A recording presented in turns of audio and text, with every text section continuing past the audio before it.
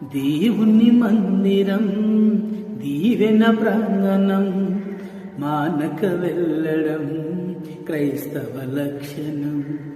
దేవుని మందిరం దీవెన ప్రాంగణం, మానక వెళ్ళడం క్రైస్తవ లక్షణం.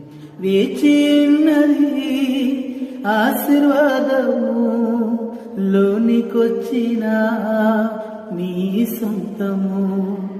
వేచి ఉన్నది ఆశీర్వాదము, లోనికొచ్చిన నీ సొంతము. దేవుని మందిరం దీవెన ప్రాంగణం, దేవుని మందిరం. ఆలయంలో దేవుని మనసున్నది, ఆయన